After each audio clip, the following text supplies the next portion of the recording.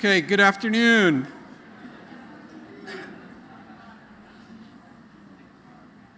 Good afternoon. I am John Bennison. I'm the director of the Office of Departmental Equal Employment Opportunity.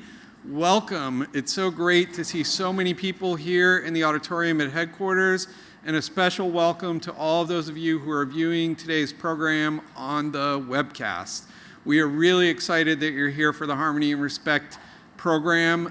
Today's program is really intended to be a preview of a more extensive training that my organization can provide on civility in the workplace, how we behave at work. And if you like what you see here today, and I really believe that you will, you can send an email, your program office can send an email to eeo@hud.gov, and we would be happy to come to your program and deliver the fuller, more extensive training. But today, we're just so excited that you're here at today's program, and I really think you're going to find it to be a great program. And we are also just tremendously excited that our secretary, Secretary Carson, is going to open the program today. And you know, when I think about the secretary, the words that come to mind are compassionate, kind, supportive, believes in his staff, believes in the department. And it's no wonder that today's training was actually the secretary's idea. The secretary truly wants to foster a work environment where everyone believes that they're respected, where we behave in a civil manner, and when we do encounter conflict, that we seek to resolve it at the lowest possible level. So, Mr. Secretary, thank you for your leadership in this area, and I ask that all of you here with us today, please help me to welcome our Secretary, Dr. Ben Carson.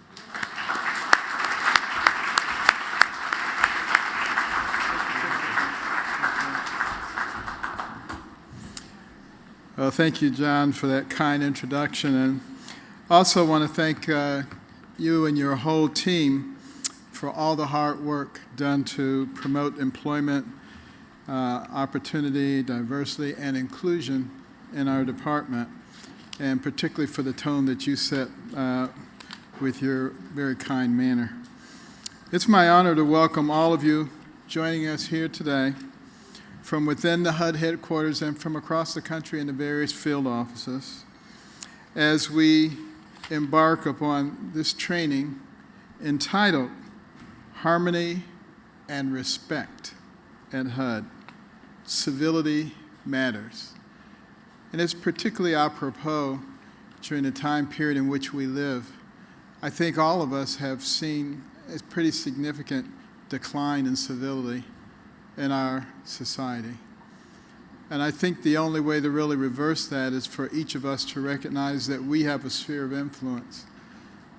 Nobody else is responsible for that sphere except for we ourselves.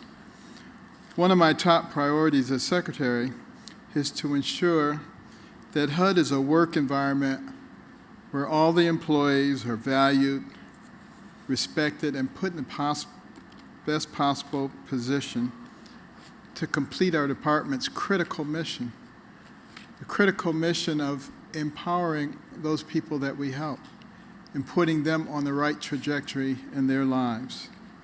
To serve the millions of American families who depend on our work, we must continually strive to create and maintain an environment where professionalism and courtesy are not just present, but are plentiful, and individuals are empowered to resolve disputes. Today's training will focus on how we behave at work and how we treat each other. It will review each of our roles and responsibilities as employees, as supervisors, as members of the HUD team to create a productive and fulfilling workplace. It will also provide us with tools to address unprofessional behavior and resolve conflicts quickly and effectively. And unfortunately, there are people who behave unprofessionally. You know, I encounter them all the time. And I always just think to myself, that used to be a cute little baby.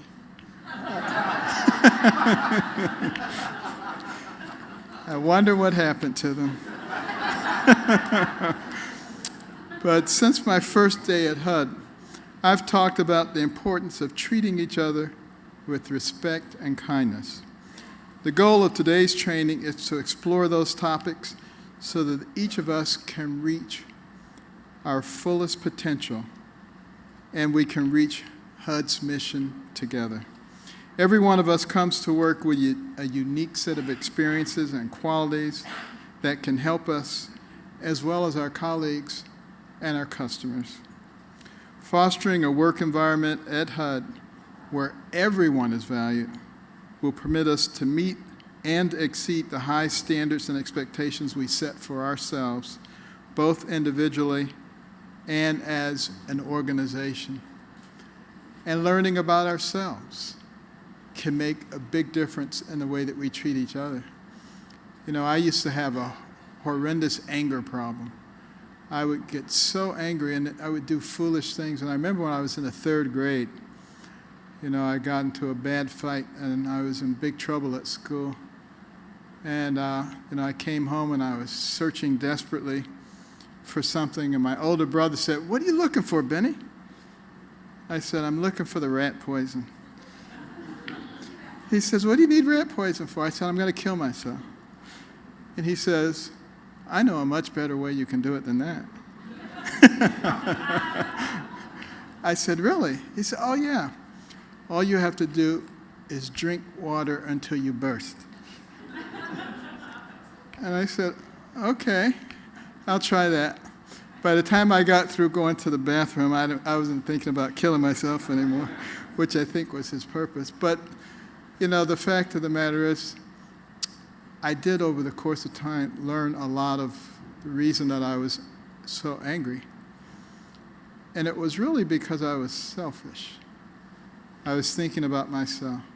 Somebody did this to me. Somebody took my thing. I want it. Always me, my, and I. And I learned that if you take yourself out of the center of the equation, it's very unlikely that you're going to be angry. It's almost impossible for anybody to make me angry except my wife. So,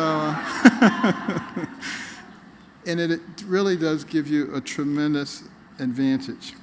So I want to thank all of you for joining us today. And I hope this training is not only thought-provoking, but I hope it's a very enjoyable experience. And I thank each one of you for what you do.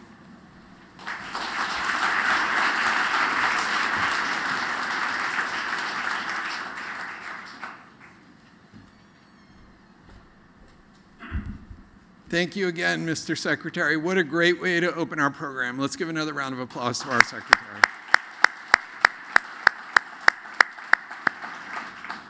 I'd now like to welcome to the stage our training facilitator, Rhonda Height. Ms. Height is an expert in civility in the workplace, and she's provided numerous trainings of this type to both the private and public sector. So I think you're in for a really great training. Ms. Height, please come to the stage.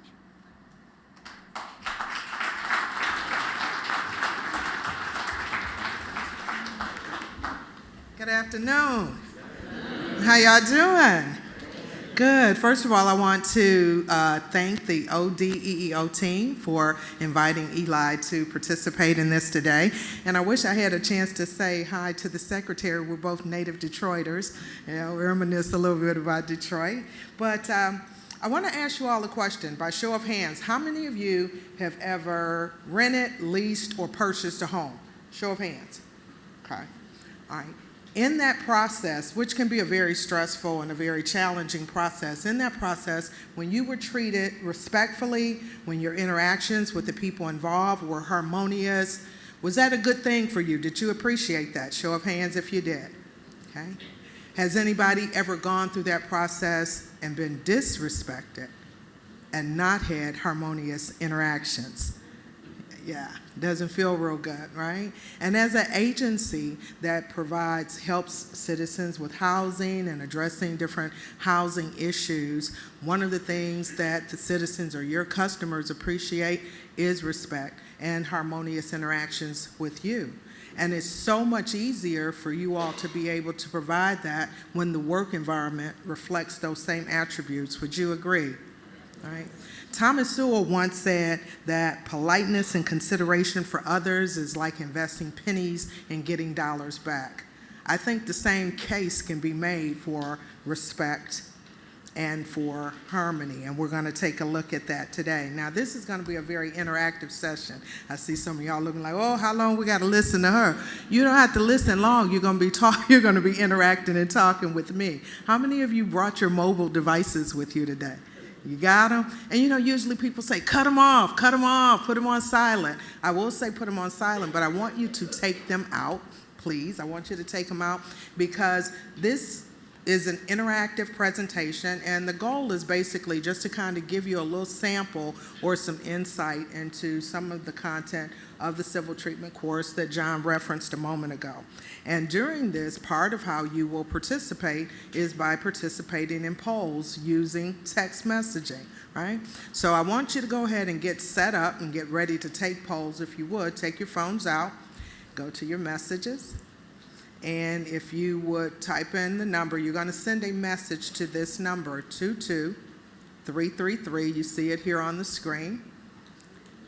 And then the message that you will send will be my full name, Rhonda Height, and the number 294, no space. And it doesn't have to be in all caps, just the full name and 294, and hit send.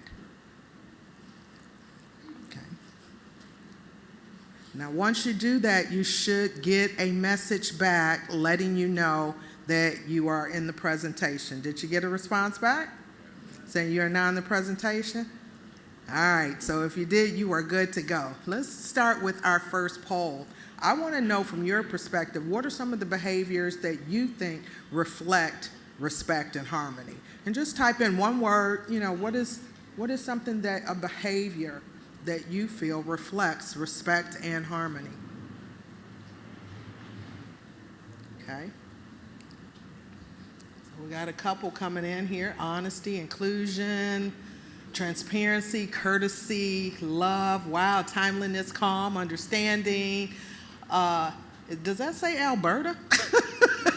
Is there Alberta in the room? Live Alberta says she represents all of that. All right, so listening, kindness, morals, service, polite, communication, tone, paying it forward. All right, a lot of good things, absolutely. Those are wonderful responses, and those responses basically, those are the types of behaviors, if you will, that help to create a civil work environment, a work environment where each of you can do your best work. And at the end of the day, that's what it's all about. So what I want to do, I want to start off talking a little bit about, you all are familiar with this, but just to be clear as to what the mission is. Because at the end of the day, it's all about the mission and achieving success in that. However, certain behaviors, unlike the ones you just shared with me, can get in the way of a mission that is to create strong, sustainable, inclusive communities and quality, affordable homes for all, as well as strengthen the housing market to bolster the economy and protect consumers, as well as build inclusive and sustainable communities free from discrimination and transform the way that this agency does business. And part of the Secretary's prescription for that, as you know, is to advance economic opportunity for low-income families through home ownership, rental assistance, workforce training, and so forth, to protect taxpayer funds by improving the policies and the processes to ensure that from a financial standpoint, this agency is in compliance with laws and regulations that are applicable. To streamline operations. You like the little chokehold on the money? Not really? Okay, I thought that was a cute graphic. But examine your programs and your policies. And you heard the Secretary say just a moment ago to empower frontline employees to be able to respond more effectively to the customers. As he says, everybody has a sphere of influence. Now, how you use it is totally up to you.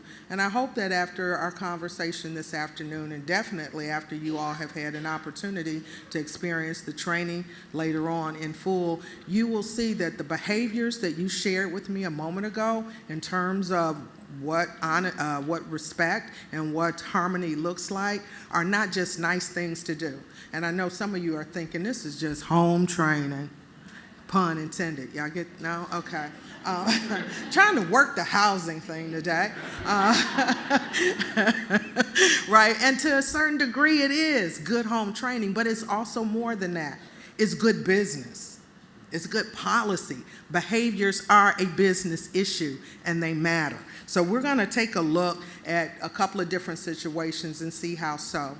This first vignette, what I'd like for you to do, you're gonna see a group of coworkers and they're just kind of hanging around. Now don't focus on the fact that they're not working. We know that happens anyway, right? Don't focus on that, but I want you to take a look at the behaviors, observe what you hear and observe what you see, and we'll talk about it on the back end.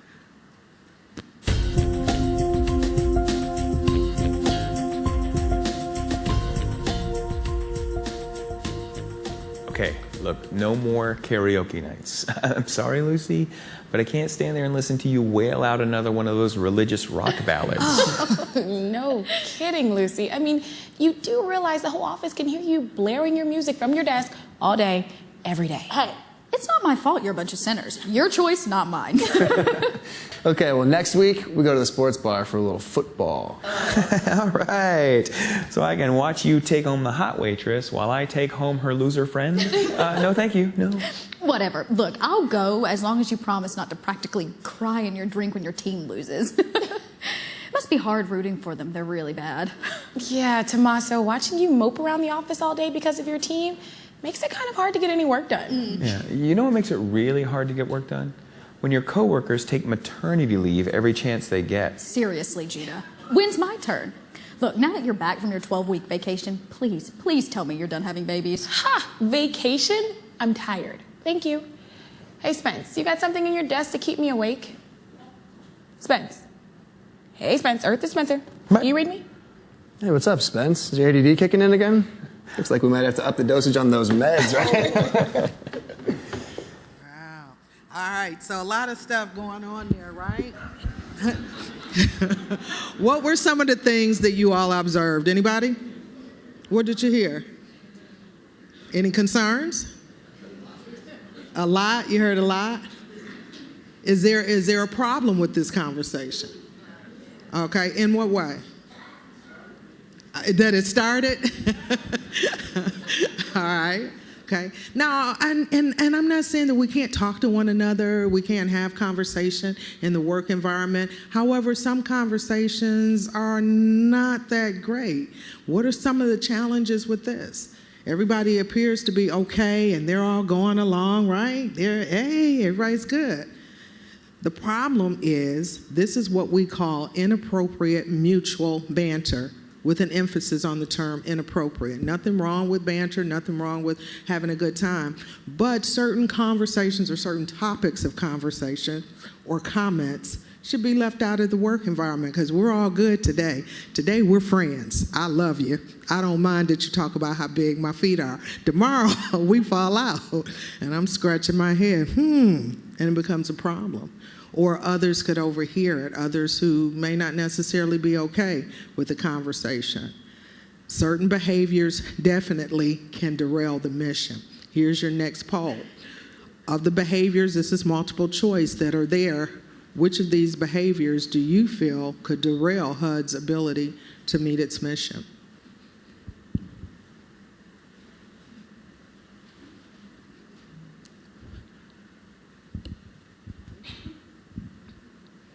A little bit of this, a little bit of that. Some feel all. Okay. Looks like the majority said all of them. And definitely the inappropriate comments and jokes. Yeah. And exclusion of a team member. Everybody wants to be respected. Everybody wants to be included as a member of the team and not failure to speak up, which we'll talk about a little bit more. So behaviors definitely can have an impact on this agency's ability to meet its mission. You all got a card in your seat. We call it the uncivil behavior triangle. Would you pull that out and take a look at it for me? Those of you who are leaders in the room, and even those who are not, when we talk about behaviors in the work environment, a lot of times the focus are on the things that are at the top of this pyramid. The things that are clearly illegal, things that are clearly violation of the law. And while that stuff is important, it's really the stuff on the bottom of that pyramid that happens in workplaces every day that tends to be most problematic. And these things in and of themselves are not necessarily violation of law or violation of a policy. For example, rude and unprofessional. You will never see a policy or law that says it's illegal to be sarcastic or to be rude or to be condescending.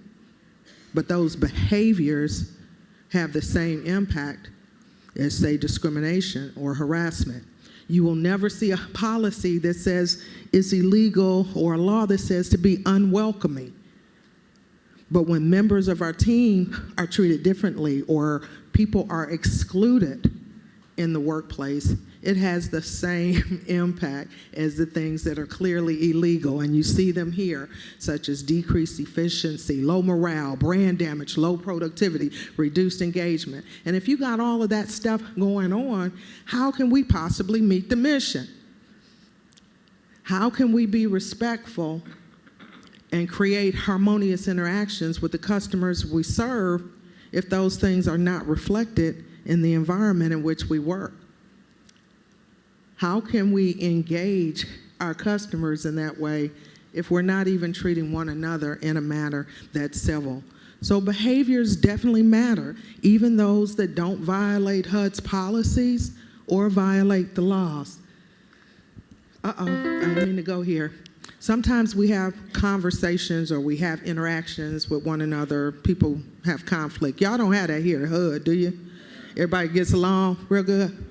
No misunderstandings, no miscommunication. Oh, they're good. We don't need to do this one, Stephen. And I know, ideally, everybody would get along all the time, but that's not real world. It happens. You got a lot of different people that come to the work environment with a lot of different stuff and a lot of different perspectives. So conflict is inevitable. And it's not so much the way we handle it, the conflict itself is how we handle it. There's a quote that I want to share with you on that comes from one of my favorite ladies, and her name is Nikki Giovanni, and she says, "Mistakes are a fact of life. It is the response to the error that counts." And it's the same way when there's misunderstandings, where there's conflict and so forth. It's not so much that they happen, but how we handle them. So we're going to meet two coworkers, and they are really, really good friends. They've worked together a long time. They hang out, after work and so forth, and they are having a conversation. And then something is said, and the conversation kind of takes a different turn. Let's take a look.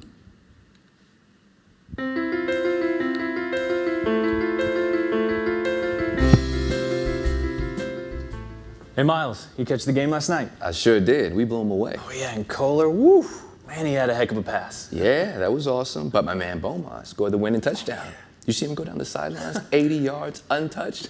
And no wonder they drafted him first. Oh, man, I'll give you that. He is super quick, and he has got those moves. Yeah, and he's smart, too.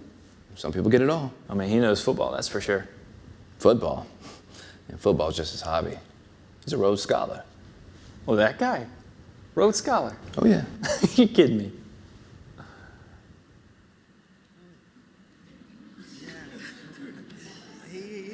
Miles felt some kind of way there, it appears. What do you think is on his mind?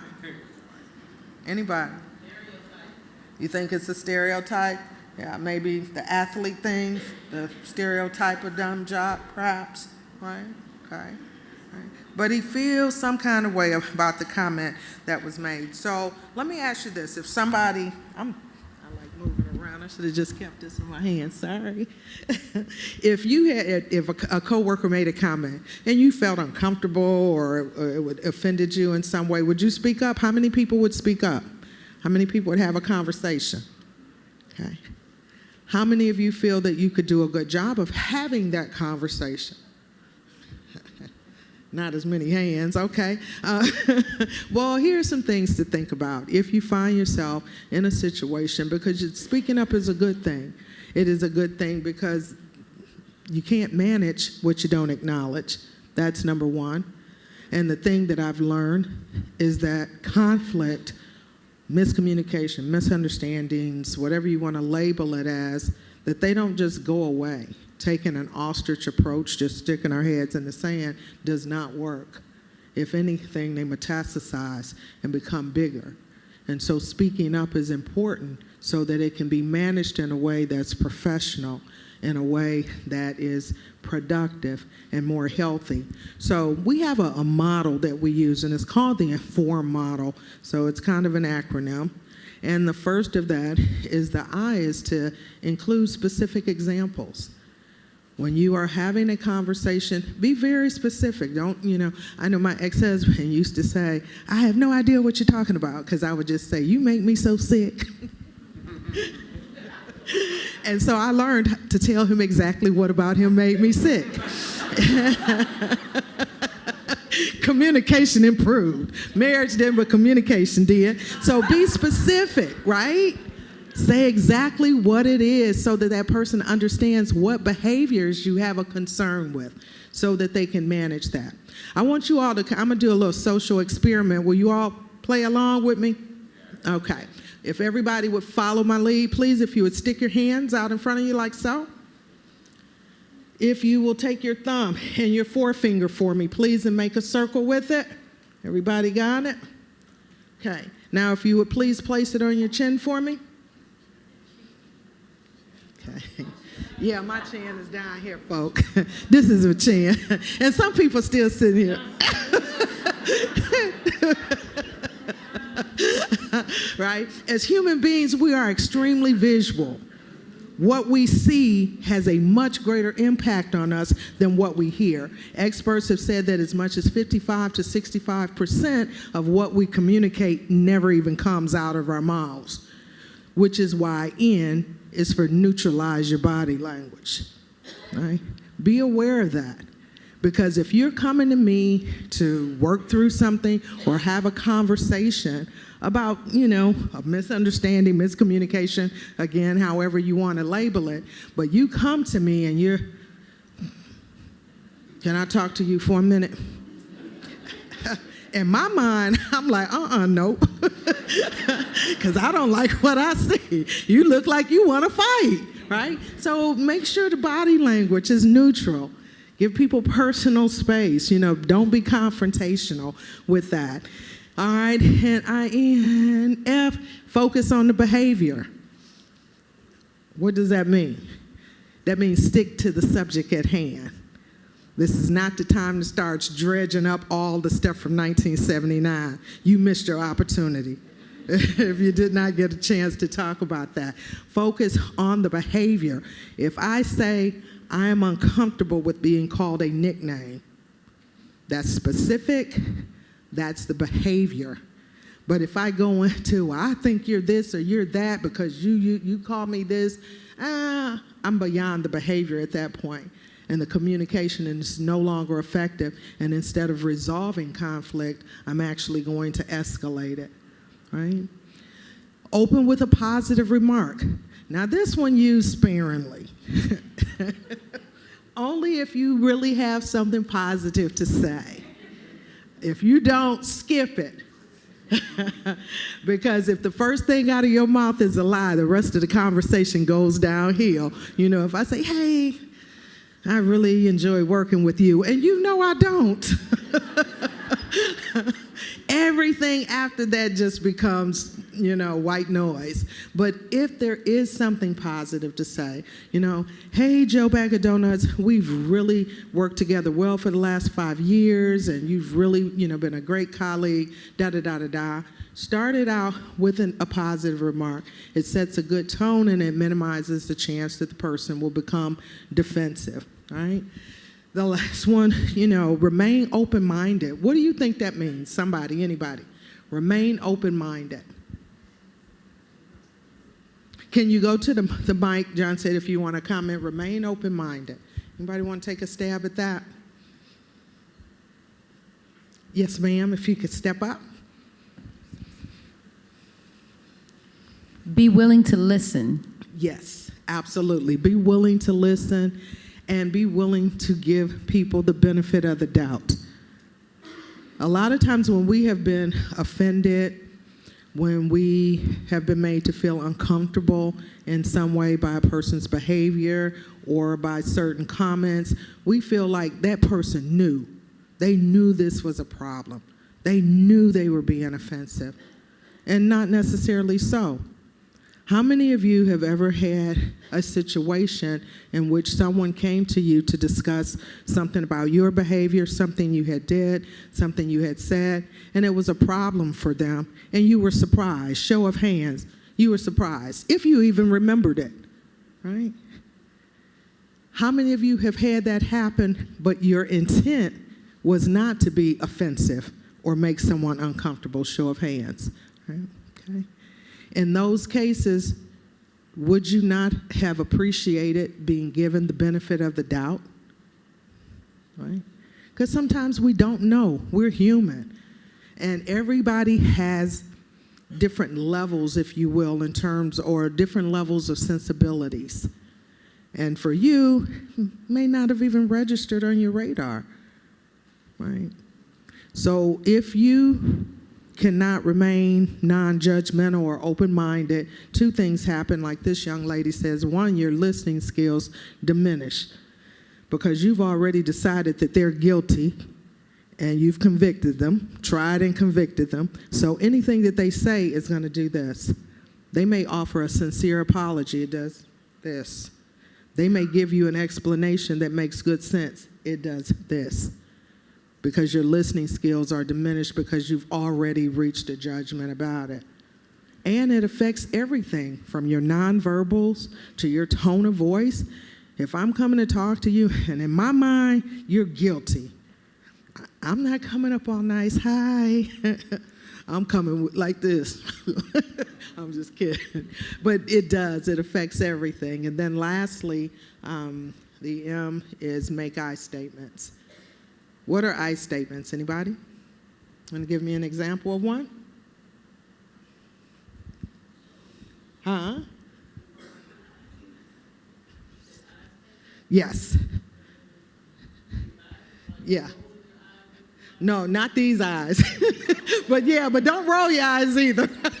Don't do that. That's a good advice too. That is good advice too. She says, don't roll your eyes. No, I statements. I am uncomfortable when people call me out of my name.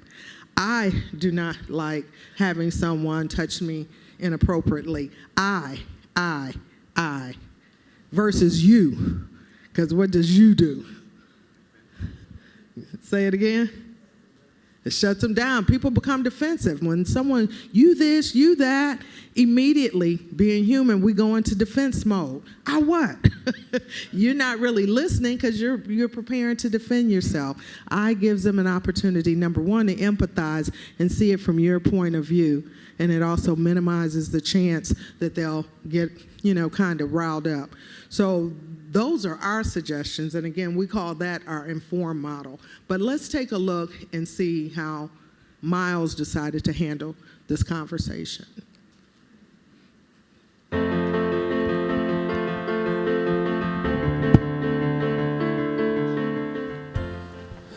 Hey, Adam, can I talk to you real quick? Yeah, sure thing, Miles. What's up? Earlier today, when we were talking about the game, I was uncomfortable with something you said. Something I'd said, what did I say? Well, you seemed surprised when I told you that Dwayne Beaumont is a Rhodes Scholar, as if it's impossible for someone that looks like him or me to be that intelligent. To be honest, I'm a little offended. Look, I'm really sorry, Miles. I don't know what made me say that. Well, thanks for listening. I knew you probably didn't mean anything, but I didn't want to sweep this under the rug. No. I'm really glad you pointed it out. I don't know what I was thinking when I said that. So of those steps that I just shared with you from the informed model, which ones did anybody take note of which ones Miles actually used? He used the I statements, yes. What else? Can you stand up or go to the mic? I can't hear you. Think of it. Don't be shy, because you had a good answer.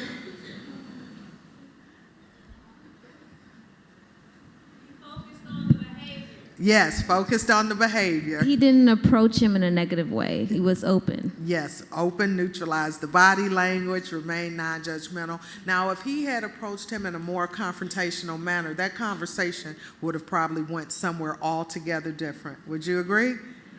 And Adam, for his part, was open to listening. And that's one of the things, it's a reciprocal thing. Speaking up is important, but it's just as important when you are the one that's being spoken up to that you remain non-judgmental and have an open mind. Because again, everybody has different levels of sensibilities. And what may be offensive for me may not for you, but it doesn't diminish it because they're different, if that makes sense what I'm saying.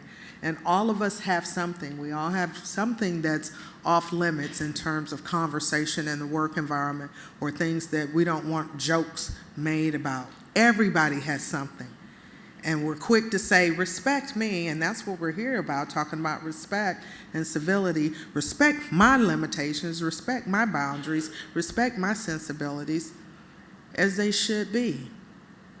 But so should everybody else's. You know, we don't get to label that as people being too sensitive or say they're being politically correct. You know, everybody has something.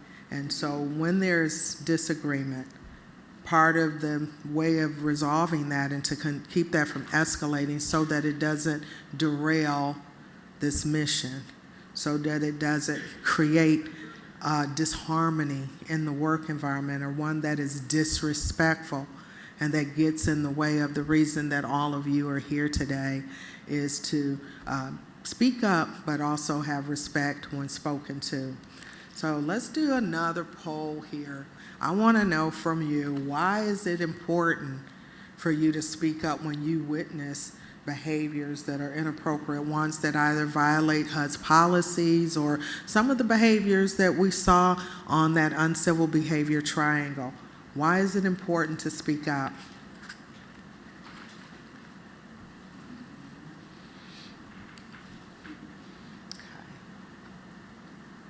So, looks like a little bit of this, a little bit of that. Okay, all of the above. Well, more all of the above. Okay. All righty. Yeah, absolutely. To ensure that workplace situations are addressed quickly, promptly, professionally, legally, you know. And then to help create and maintain a safe and productive work environment for everyone. It's kind of like TSA says, if you see something, say something. It does not have to be happening to you today. But if it's allowed, certain behaviors like the ones that, you know, that are opposite what we talked about earlier are allowed to fester or be a part of the work environment, eventually, you know, it will impact you and impact everyone. And so being a good citizen, that's what I liken it to. And I know some people say, oh, I'm not telling on anybody, I'm not a snitch. And I get that. But be a good neighbor. If you saw somebody breaking into your neighbor's house, now assuming you like this neighbor, and what would you do? You got choices, right? What are your choices? What could you do? Do what now? Call the police, okay, or don't do anything. Go back to what you were doing, you know. Or if you're feeling really powerful and courageous, you can go out there and handle it yourself, can't you? Put that down. You can do that. Of those choices, though, which is the better choice? Call the police. Absolutely, because they have the authority and the training to handle that situation. And it's the same way in the work environment. When you see things that make this environment unsafe, when you see things in this environment that break the law, and that's both the actual laws of our country, but also your laws in the form of policy, speak up so that it can be handled. Because what happens is if you choose that option of I'm not getting involved, guess what? They're coming back to the neighborhood. And next time it's your house, your family that's victimized. And as the secretary says, everyone here has a sphere of influence. It's up to you as to how you're going to use it, all right? So lastly, I want to know for you all, what is one way that you personally plan to demonstrate harmony and respect at HUD? What is one way that you plan to do so? Let's take a look here. Listening, smiling, empathy, honesty, timeliness, attention, listening, listen. Reminds me of that little video. Listen, Linda. Remember the little video y'all said, listen, Linda. Okay. Retire. Oh, retire. Well, if you must, open mind, meditation. Okay. All right. No, always tell the truth. Good deal. Listening. All right. Got a lot of listening. Politeness. Yeah, that's great. Professionalism. Keep them coming, keep them on. This is good. A lot of good listening is going to be going on. It's a good thing. Examples. I'm not sure I understand that one. Oh, be an example, maybe, is what that's saying. Empathy, yes. Good. All right, keep my mind open. All right, all of these are really, really good. All of these are good. Speak up, absolutely. And I hope that you will do these things, because behaviors are a business issue. They can either help or hinder this agency in meeting the mission. Treating people with respect, working together harmoniously is not just a nice thing to do. It's not a Zen kind of thing and we're going to hold hands and sing We Are the World at the end. Unless y'all want to. Do you want to sing? No, just kidding. just some people looked horrified. Just a joke. Not going to put you on the spot like that. But the behaviors do absolutely matter. And when you have an environment that's respectful, when you have an environment that's harmonious, it allows everybody to do their best work. And at the end of the day, is that not what we all want? To be able to come here and do the work that we're being paid to do, and to be successful in the mission and helping the citizens that we serve. Again, conflicts and disagreement can't be totally eliminated or avoided, but it's not so much that they happen, it's how we handle it. Lena Horne says, it's not the size of the bags that'll weigh you down, it's the way you carry them. And it's no different with that. And then lastly, speaking up, as a citizen of HUD, if you will, you have a responsibility to speak up when you become aware of things that are violated, that create a work environment that is disrespectful, and one where people are not treated professionally and civilly and fairly, so that those things can be addressed. And so that each of you, and those of you not in the room today but also watching, can do your best work for this agency. On behalf of Eli Employment Learning Innovations, thank you so much for your time today.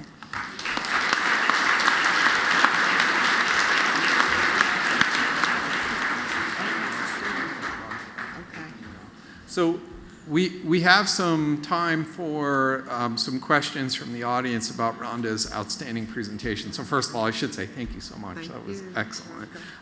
Let's give her another round of applause.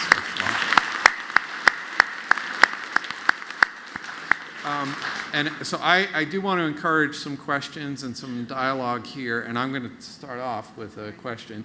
So for those of us that are leaders here in HUD, what can we do to foster an environment where employees feel comfortable, if they need to speak up, what can I do as a leader to help them to feel or to create an environment where they believe that they can speak up? Okay. Well, for the leaders, it's important that you build what we call an open culture. And that is the type of environment that John is talking about, where when there are concerns, you are the first person that your employees come to. And some things that you can do to build that open culture, one is to model your agency's values, to walk the talk. Nobody trusts or wants to follow a leader who says one thing and does another. So walk the talk, be the example, if you will. The other is to communicate with your associates or your employees. You know, let them know what's going on. Sometimes some leaders only communicate when there are problems. And if that's the only time you find that you're interacting with your staff, or when you're giving directives, there's an opportunity there for you. And the second is to be receptive when they do come to you. I know we're busy. We got a lot of stuff going on. We live in a world of multitasking.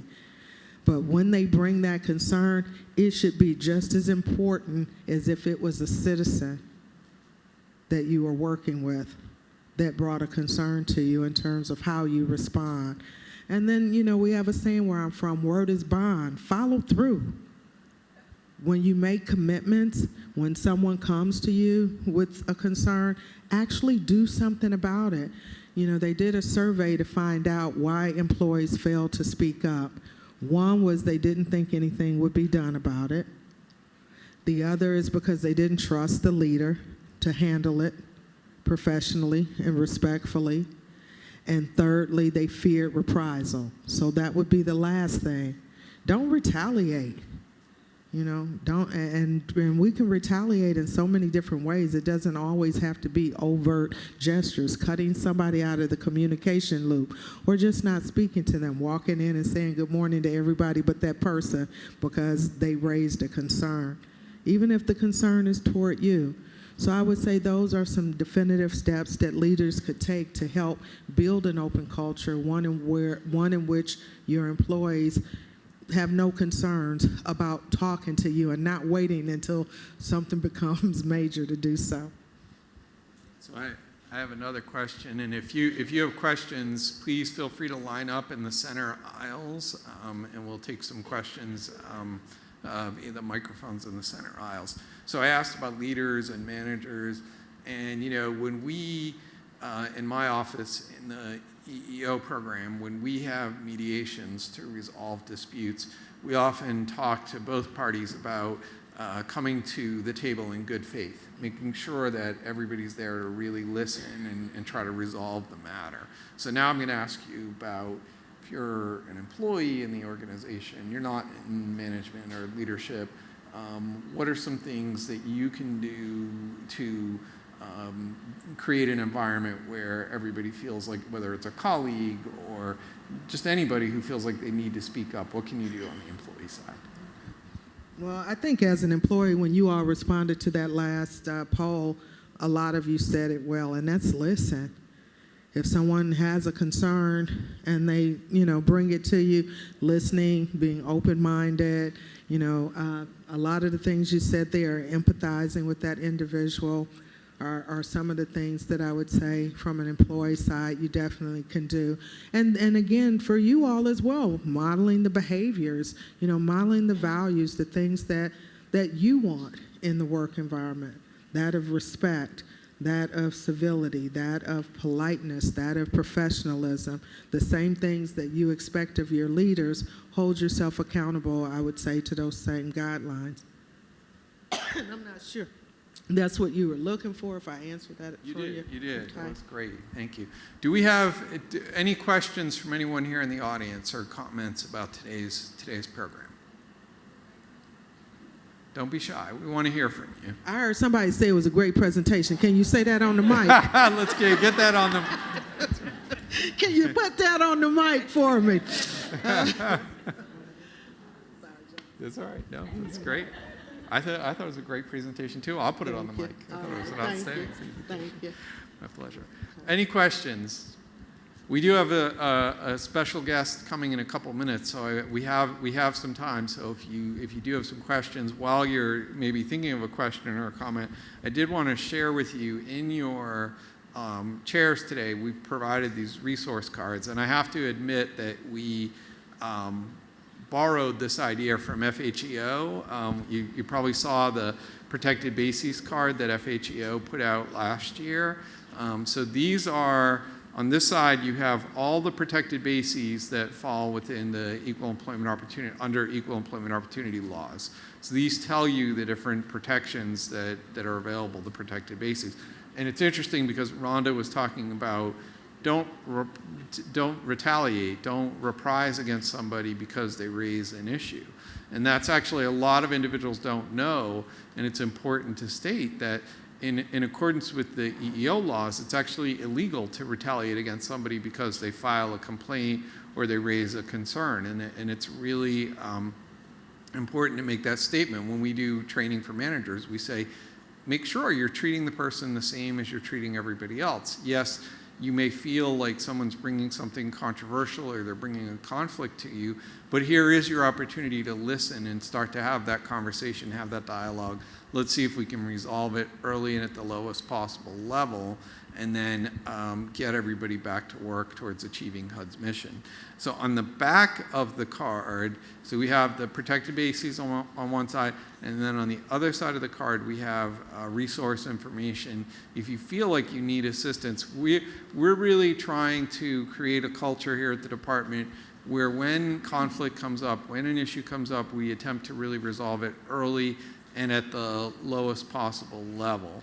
But if you can't and you feel like you need the formal avenue of the equal employment opportunity process, here's your information about how to contact our office. These are resources that are available to help you should you need it.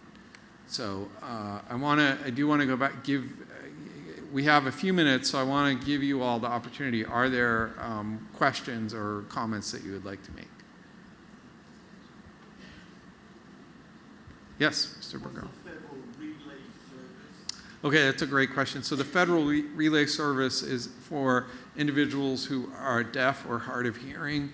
They may contact that number through using a computer device, and they basically, they would type or text their information, and then the relay operator would be actually on the phone with the person relaying the information.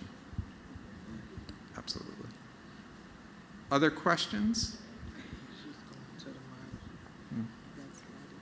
They come into the mic. Okay, great. Thank you. Hello. Hi. I'm asking this question because I'm not sure how you would address it. If you go to someone and they don't take their question or what you have to say to them quite well, how do you react and how do you respond to that? So there is an option. If you try to, have that conversation with an individual and it doesn't go well, then I would say your next step is to escalate that, right? To take it to a third party who could mediate, whether that's your EEO, whether that's your supervisor, or someone else she's backing up. Yeah, to mediate, because here's a couple of things. Sometimes, people, no matter how hard you try, are not receptive to that. And you got to know, as Kenny Rogers says, when to hold them and when to fold them. And so if you've made an attempt and the situation still persists, then you have options for speaking up, some of which are on the card that John just shared with you internally, to have someone, kind of address the situation. And some of us just aren't comfortable having those kind of conversations to begin with. But does that mean that you have to continue to deal with behavior that violates this agency's policies or violate the law? Or even if it doesn't violate others, it's some of that behavior that's on the bottom of the triangle that we shared with you today. Everyone in this room has a right to work in an environment that is civil. Everyone in this room has a right to work in an environment that is respectful, that is professional, that is legal. And if those things aren't happening, the only way they can be addressed is to keep ringing the bell on it. Other questions? So one of the things too that we wanted to point out, and we have someone coming. Okay, great. Hi. This isn't really a question, but just a comment. I feel like, from what I've seen, if you can possibly speak to somebody by phone or in person, it usually lends itself to more effective communication than a whole email chain or even texting if it's personal, just because there's so much more of an opportunity for misinterpretation. People infer a certain tone to an email, or there seems to be more misunderstanding, and things tend to escalate. So if you can possibly speak in person or by phone, it usually is more effective from my experience. Yeah, I would definitely agree. And if you remember the little experiment we did where we talked about the nonverbals being 55 to 65%, so 28% of that is tone, and our words only account for 7%, which is why electronic communications can be so problematic, because they couldn't see that you were smiling and hear your tone when you say, "You're so crazy." All they see is that 7%, "You're so crazy." And it's up to the recipient to decide on the tone and the intent from there. So that's a great suggestion. Thank you. Yeah, I agree with that. And, I think there's that rule too about emails that, if you're ready to fire off that email because you're really ticked off about something, and maybe draft it to help yourself feel better, but put it in the saved folder and give it a day, right? And then, as you said, see if you can have a conversation instead. And with that same idea of maybe waiting a day, do you think that could apply to conversations when you need to have a conversation that you're raising a concern with somebody about something they did, or should you address it right away? What would you recommend? I think the waiting is good. I would kind of amend that, putting it in a draft, because I've had that happen where you accidentally sent that draft. That's true. Yeah, you don't want that. So go old school, longhand, pen and paper. That's good. If you just need to get it out, because that technology will still mess you up each time. But I think, there is value sometimes in waiting to address it, so you can kind of calm down, think through it, because, again, we're professionals, but we're human beings first. And when somebody hurts us or angers us, the human side is going to be the first to kind of respond. And then that professional, after you've had a minute to step away from it and think about it, kicks in. And I think it makes for better dialogue around it later on than if you just kind of go with that knee-jerk reaction. So I would definitely say, give it a day or so, or as this young lady said, definitely make sure it's face-to-face. We've gotten so hooked on technology, and just from an HR standpoint, that's who I am, HR lady, it's more problematic than you know. So old school is a lot better for resolving conflicts, and giving yourself time to breathe before you do is good as well.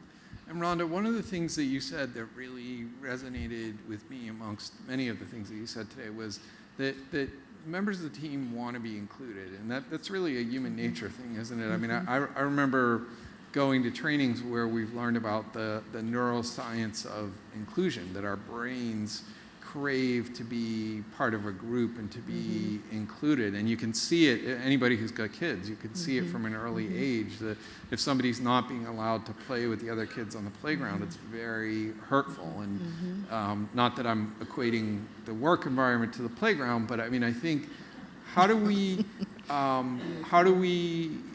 really work to ensure that we are being as inclusive as possible with everyone in the organization? So I think it starts at the top, and not that everybody doesn't have responsibility for that, absolutely, but again, the leadership sets the tone. If you are on your team, if you are giving gap assignments or opportunity to same people over and over and others are being left out, then that fosters an environment of what feels like exclusivity. If you are, and again, we're human, so we tend to make decisions and go to what works, right? And I'll share this quick story because I work on events, and I had two people that were my go-to people for problem solving. They were the ones to get it done. I knew they had the skills, so I always went to them. They were the go-to. They were the go-to. In the meantime, I had 2 other people that I didn't really develop. I didn't really pour into. I kind of gave them, I don't know, the fluff work, kind of deal, no real level of responsibility. Well, one particular year, an event that we had worked on for the past 3 years, my 2 go-to people were not available. They were not available to work that day. And I had to go with the other 2 individuals. And what I found out is they were more skilled than my go-to. They were faster, they were more knowledgeable, they had more energy, they were more excited about it. They did a great job. And I was like, oh, could have had a V8. Because as a leader, I had not included them, if you will, in certain opportunities. And we missed out because the client then was like, where have they been? They didn't even realize that these same 2 young ladies had been part of my team for the last 3 years. But just with their performance that day, we shot up in the client's eyes. So, creating an environment of inclusion for everybody, making those opportunities and kind of questioning decisions that you make. Are you constantly choosing the same type of people when it comes to hiring? From a communication standpoint, is that communication going throughout your team or just kind of hitting certain people? So I think it starts at the top for those on the team, working with one another. When you have new colleagues join the team, invite them to lunch, show them out, show them the ropes. Don't just kind of leave them, hanging there. And include them in things. Let them know, one of the things I know I appreciate when I'm new to a team is somebody who gives me the 411, that's information on the things that aren't in the employee handbook, so that I don't misstep or stumble over some of the unwritten rules that every organization, private or public, have. That's great. Rhonda, thank you very much. That was outstanding. Thank you. Let's give her a round of applause. I really appreciate it.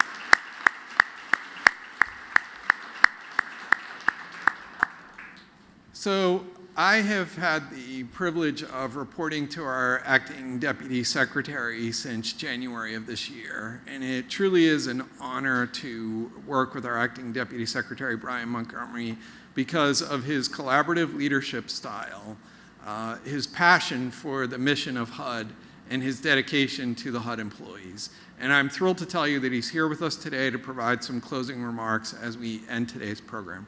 Please welcome our Acting Deputy Secretary, Brian Montgomery.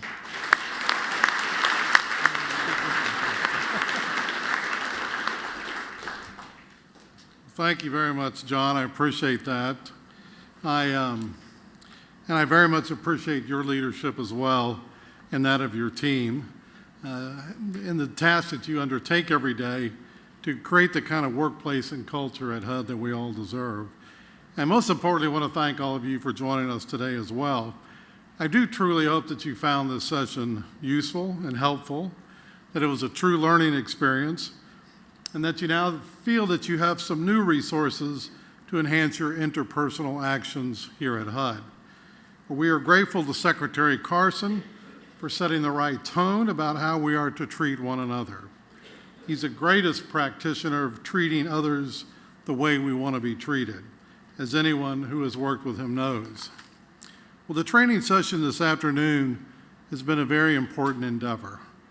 It is really a critical initiative that affects every line and aspect of our work together.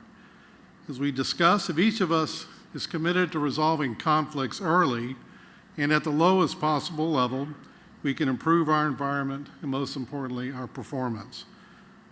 Of course, the most difficult time to be civil to one another is when we disagree. But that's exactly the point in time when we need it most. When and where we seek common ground, we find we are in a stronger position to serve the American people. But it doesn't end here. All this is information to take to heart, to think about, and where applicable, to transform our actions on a daily basis. If, as the Secretary indicated, we are to make each one of us all that we can be, and HUD into all that it can be, we need to be committed to one another. We need to exercise that civility toward one another, especially when we might disagree, and as an essential complement to our mutual commitment to the mission and to the important work that we do here at HUD. We believe we all have a better workplace experience if we foster an environment where civility is paramount. It's fundamental, and it's the right thing to do. It answers a simple question we should all ask ourselves each morning, and that is, who do we want to be? I submit that the best of us want to treat each other with respect, even when we are in conflict or disagreement. The best of us want to be aware of other people's feelings and not offend or upset someone through inappropriate or insensitive remarks. And the best of us want to be here every day, doing all we can to serve the needs of the American people. I encourage you to come to work every day being your best self. When he was only 14 years old, George Washington reportedly wrote out the 110 rules of civility that originated in France a few centuries earlier and enjoyed wide circulation during his childhood. Number one on that list, written out by the young George Washington, was this: every action done in company ought to be with some sign of respect to those who are present. It's fairly evident the virtues Washington took to heart as a young man affected the leader he would become. Our own Jack Kemp, 9th Secretary of HUD, a legendary NFL player, reminded us this, and I'm quoting, "Every team requires unity. A team has to move as one unit, one force, with each person understanding and assisting the role of his teammates. If the team doesn't do this, whatever the reason, it goes down in defeat. You win or lose as a team and as a family." That was an individual who not only believed in what we were doing to provide new opportunities for people all across America, but who understood what it meant to be part of a team trying to achieve goals that can make a real difference. So again, I want to thank you for attending today's program. I hope you have found it helpful and meaningful. As John indicated, his office stands ready to provide more in-depth civil treatment training. So if you believe your organization would benefit, do not hesitate to reach out to John's office or to me. Again, thank you much for joining us here today, and have a great afternoon.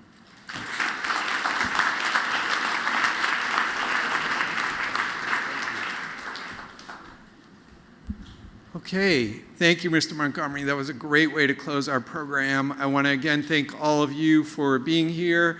And if you would like the more extensive training, please don't hesitate to email eeo@hud.gov, and we will get it set up for your program. Thank you all, and have a great afternoon.